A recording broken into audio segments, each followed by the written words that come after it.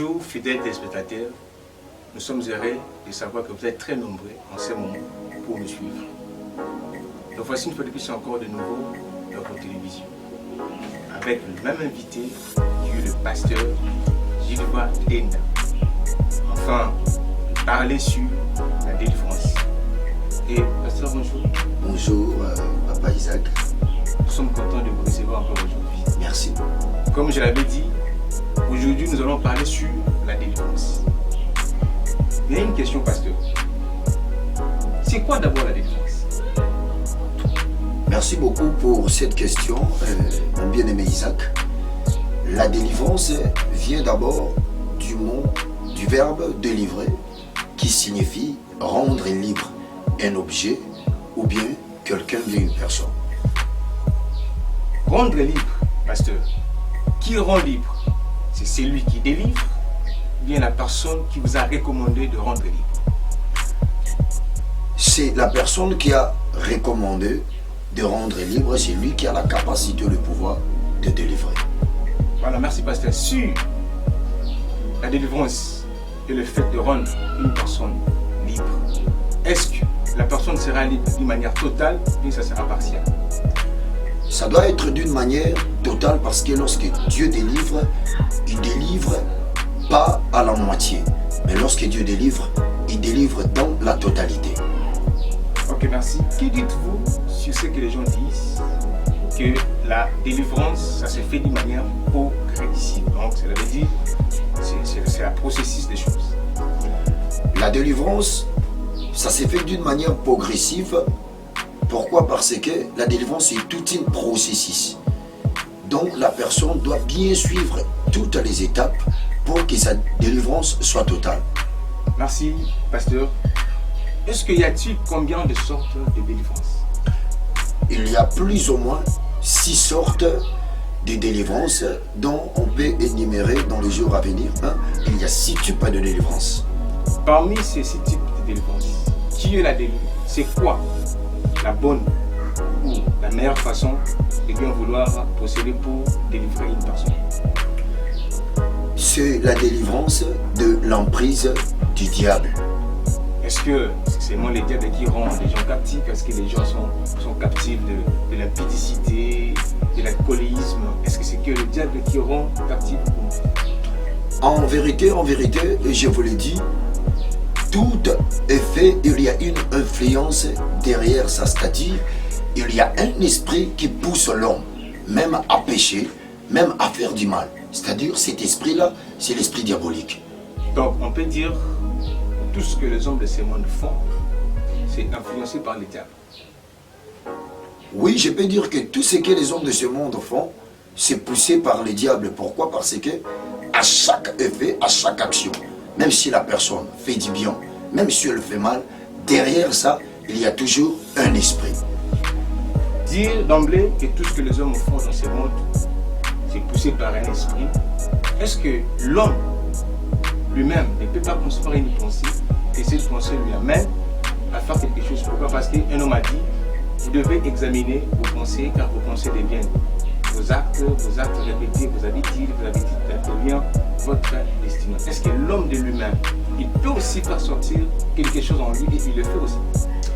Là, je peux retourner dans les débuts de toutes choses, en Genèse, c'est-à-dire dans le jardin d'Éden.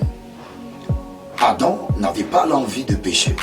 Même Ève aussi n'avait pas l'envie de pécher. Mais ils étaient influencés, et c'est cette influence-là qui les a menés dans le péché et ils ont été rejetés par leur Dieu. Si tel est le cas, j'aimerais que nous puissions retourner un peu dans le livre de Genèse, comme vous l'avez dit. Nous voyons dans le livre de Genèse, la Bible dit une chose que j'aime beaucoup. La Bible dit, lorsque la femme, après avoir parlé avec le serpent, qui est l'image du diable, la Bible dit, la femme a vu que l'arbre était bon pour manger. Donc, la femme a vu, cela veut dire qu'il est précieux, l'arbre de bien vouloir manger. Est-ce que le fait de voir ou d'apprécier, cela n'était pas humain? Le fait de voir ou d'apprécier, cela était humain.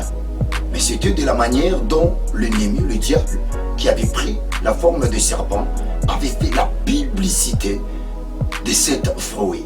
C'est-à-dire, la personne peut voir, mais la manière par laquelle dont l'ennemi pousse à la personne, c'est-à-dire, il fait la Bible, le témoignage, et c'est les témoignages là qui amènera la personne pour tomber dans le péché. Donc on peut dire, le diable en profite, ce que nous aspirons à faire, ce que nous pensons à faire, pouvons le dire maintenant. Merci beaucoup pour cette question. C'est une bonne question. Les diables aussi profitent dans nos portes que nous ouvrons. Et c'est par ces portes-là que l'ennemi peut entrer pour détruire la vie de la personne. Et qu'est-ce que vous pouvez dire aux chrétiens par rapport à ces concerns des portes? Est-ce que les chrétiens, ils peuvent aussi ouvrir des portes ou bien fermer les portes afin que les diables ne puissent pas ouvrir? Je dois d'abord commencer par ces portes-là que je dis. La porte qui pousse l'ennemi à entrer et à détruire la vie de l'homme. Je ne peux jamais parler de la porte si je ne parlais pas de la maison. L'homme dont nous sommes sur la terre est une maison. Parce qu'il est écrit, vous êtes mon temple, là où moi j'habite. Le fait d'ouvrir la porte, c'est le fait de pécher. Et lorsque la personne a péché, automatiquement, il y a une porte qui vient de s'ouvrir pour que l'ennemi détruise la vie de la personne. Merci, pasteur. Est-ce qu'aujourd'hui, un chrétien, on dit bien un chrétien, une personne qui a reçu le Seigneur Jésus dans sa vie, est-ce qu'un chrétien peut être possédé par un esprit maléfique? En vérité, je peux répondre à votre question. Un chrétien aussi peuvent être possédés, emprisonnés aussi par les diables. Comment le pasteur, un chrétien peut être possédé par un esprit? Il a déjà reçu le Seigneur Jésus. Comment cette personne peut être possédée, lui qui a reçu Jésus dans sa vie? Il marche avec le Seigneur. Comment il peut être possédé par un esprit? Parce qu'un chrétien, c'est une personne à qui l'esprit de Dieu est en lui. Et comment est-ce que l'esprit de Dieu en la personne peut permettre aussi qu'une personne soit possédée par un autre esprit? Mon frère Isaac, il y a beaucoup de gens qui sont dans l'ignorance. Et le monde est vraiment dans l'ignorance. Pourquoi? Parce que si vous voyez dans la Bible, il y a même des hommes de Dieu qui étaient emprisonnés par le diable. C'est-à-dire quoi par là? Qu'est-ce que je vais dire? Un chrétien qui est rétrograde, c'est-à-dire qui est chrétien, mais il a un pied dedans, un pied dehors. Il était chrétien que l'ennemi peut manipuler facilement pour l'emprisonner. Merci pour la pasteur. J'aimerais juste profiter dans votre citation que vous avez dit. Vous avez dit que un chrétien rétrograde. Quand une personne s'est rétrogradée d'une chose, il n'en fait pas partie de cette famille. Je prends l'exemple d'un enfant. Il s'est rétrogradé dans la famille. Il ne fait pas partie de la famille. Mais vous dites qu'un chrétien qui s'est rétrogradé, il peut être possédé par un esprit. Est-ce que il y a des moyens, il y a des choses qui font qu'une personne puisse se rétrograder? Il y a des moyens qu'une personne peut être rétrogradée. Et ces moyens-là, je peux citer comme l'envie. La personne ne peut jamais tomber aussi dans l'impudicité, mais l'effet d'envie. Et cette envie-là peut pousser à la personne de tomber dans l'impudicité. Voilà, le pasteur a bien répondu. Il a dit qu'un chrétien peut être possédé. Mais, pasteur, je ne pas que nous puissions se limiter qu'ici. Il y a d'autres personnes qui disent un chrétien ne peut jamais être possédé par un esprit mauvais. Bon, vous dites déjà que c'est un chrétien. Il ne peut jamais être possédé. Pourquoi? Parce que la Bible dit que notre corps est le temple du Saint-Esprit. Oui. Mais si notre corps est le temple du Saint-Esprit, comment est-ce qu'un esprit qui n'est pas de Dieu peuvent cohabiter ensemble avec un esprit maléfique? C'est là où il y a des problèmes, pasteur. Est-ce que tu peux éclairer l'opinion? Merci. Voici mes éclaircissements. Lorsque vous êtes un enfant de Dieu, la Bible dit, tu dois demeurer tout en étant en Dieu. Et comment? C'est écrit dans le livre de Corinthiens, la Bible dit, lorsque quelqu'un est en Christ, c'est-à-dire, il est vraiment dans l'intérieur. Que ne marchez pas dans le péché, que marchez dans la crainte de Dieu, et qui fait des choses tout en étant comme un enfant de Dieu. Et l'Esprit de Dieu demeure habitera en lui. Le péché d'abord, c'est quoi? Le péché, c'est un acte de désobéir dans la loi de Dieu. Et lorsque la personne a péché, automatiquement la personne a désobéi. Et quels sont maintenant les effets? Les péchés nous séparent avec notre Père qui est Dieu. C'est-à-dire qu'il y a une séparation, il y a une rupture et il n'y aura pas d'alliance. C'est-à-dire ton Père qui est Dieu, il doit détourner le dos et il ne doit pas écouter même tes prières. Et en ces moments-là, l'ennemi qui est le diable, il doit maintenant en profiter dans cette vide-là comme Dieu a détourné le dos et lui viendra maintenant et habitera en toi. Ok, merci pasteur. Est-ce que à chaque fois que nous péchons, Dieu se sépare de nous? Oui, à tout le temps que nous péchons, Dieu nous sépare de nous. Dieu aime de pécheurs, mais Dieu n'aime pas de péché. J'aimerais que vous puissiez les répondre, c'est tellement formidable. Et le pasteur a dit, Dieu aime Des pécheurs. le pécheur, mais il met à côté le péché. Comment expliquer ces dieux-là qui aiment le péché, mais qui met à côté le péché? Comment vous pouvez l'expliquer encore? Je peux répondre dans le livre des Proverbes, à partir du 28e verset, à partir du 28e chapitre, vers le 13e verset. Là-bas, qu'est-ce que la Bible dit? La Bible dit ceci, c'est lui qui cache ses transgressions, ne prospère point. Mais c'est lui qui les avoue et les délaisse, obtient la miséricorde. Par là, Dieu aime des pécheurs, c'est-à-dire, c'est lui qui peut retourner vers lui. Il a renoncé et il a laissé. C'est lui-là que Dieu doit encore lui accueillir. Mais demeurera tout en temps de demeurer dans le péché, Dieu ne peut jamais vous accepter. Merci, fidèles spectateurs. Toutes ces démarches-là, nous étions là en train de planter des décors avant que nous puissions entrer dans les faits fonds de notre thématique d'aujourd'hui. Comme je l'avais déjà annoncé, nous parlons sur la délivrance. Mais une question qui fera l'objet de notre partage ou notre débat avec le pasteur, parce que, pasteur, aujourd'hui nous voyons, il y a l'exorcisme et il y a aussi la délivrance. D'abord, comment vous conservez cela? L'exorcisme et la délivrance. Parce qu'il y a d'autres personnes qui disent, nous sommes des exorcismes.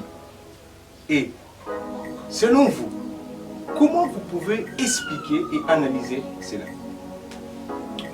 L'exorcisme est différent de la délivrance. Comment passer? Et lorsqu'il y a l'exorcisme, là, c'est le diable qui délivre la personne. Il délivre la personne pour un temps. C'est comme il est écrit dans le livre des Corinthiens toujours. Là, il doit tenir une lampe dans ses mains pour donner la lumière.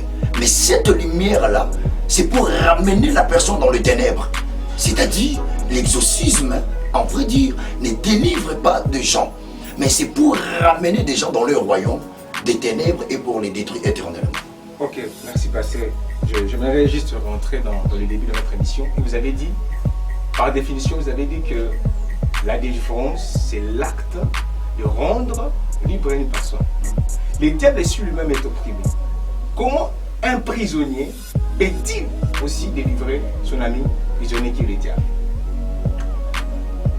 Le diable, il peut aussi le faire. Pourquoi il peut aussi le faire?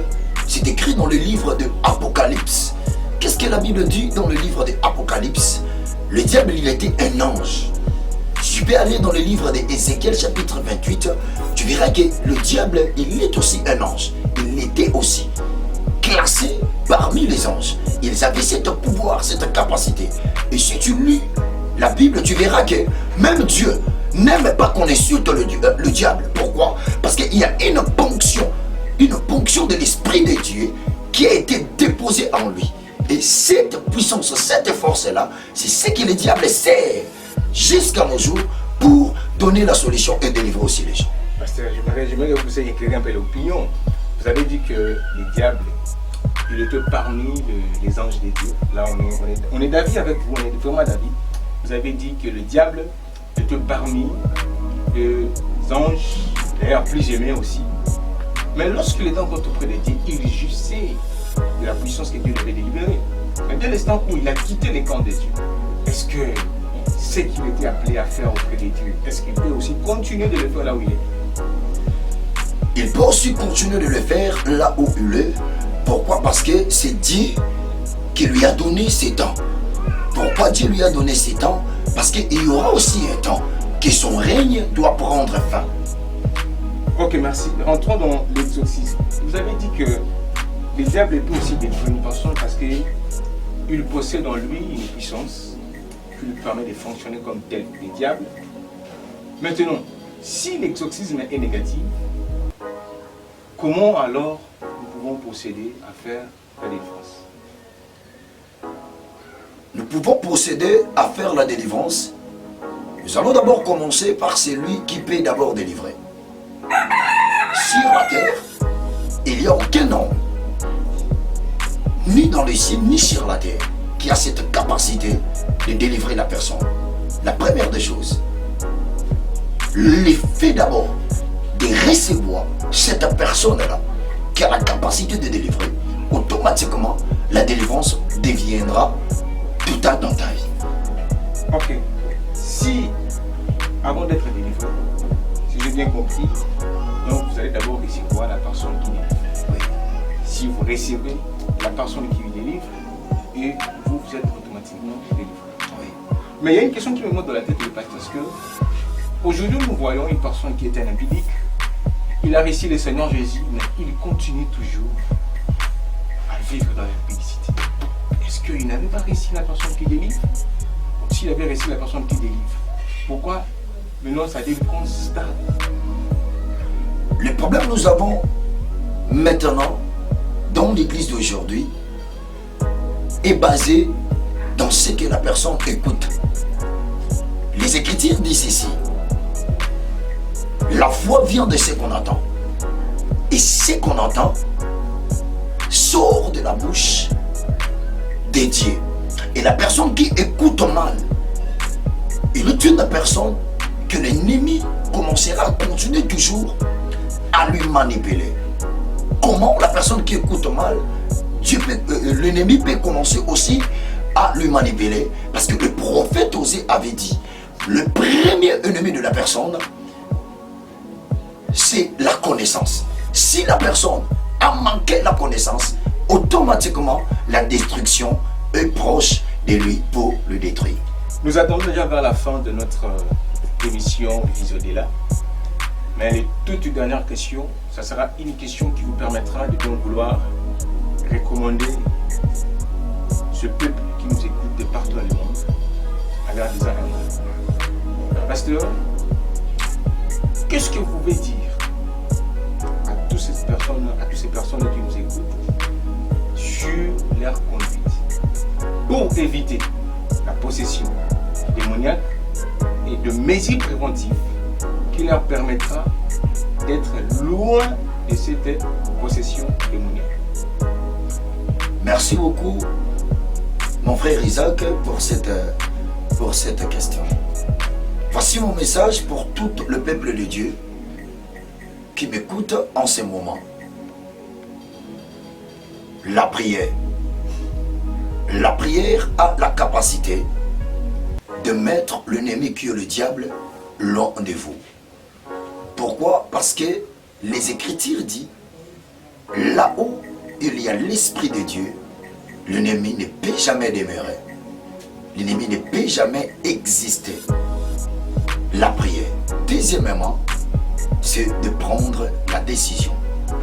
Lorsque tu es décisif dans quelque chose, peu importe des tempêtes, peu importe des vents, tu ne seras jamais ébranlé. C'est là mon message. Merci. Je rappelle, j'étais avec le révérend pasteur Gilles Tenda. C'est avec lui que nous avons essayé de parler sur la délivrance. Pasteur, nous vous accordons la parole de donner à toutes ces personnes qui nous écoutent de partout vos coordonnées. Merci beaucoup, Sublime TV, et merci beaucoup, mon frère Isaac, pour votre invitation. Voici nos coordonnées. Mon nom, c'est révérend pasteur Gilles Tenda, le responsable de l'église FCR, la famille chrétienne Rehoboth. Nous sommes en République démocratique du Congo, précisément dans la ville de Kinshasa, vers la commune de Limete, sur l'avenue Idiofa, numéro 22. Voici nos coordonnées. Plus 243 81 59 40 619. Vous pouvez aussi nous suivre dans notre page YouTube FCR Espace TV. Que Dieu vous bénisse. Toute la joie était des nôtres de savoir que vous étiez tellement nombreux en train de nous suivre de partout. Nous, c'est Sibyl Télévision. Ça, c'était le Mission Vie au-delà. Si vous avez besoin de participer à cette belle émission, tu n'as qu'à nous contacter dans ces numéros. Plus 243 89 57 53 682. J'ai dit un grand merci à toute l'équipe technique.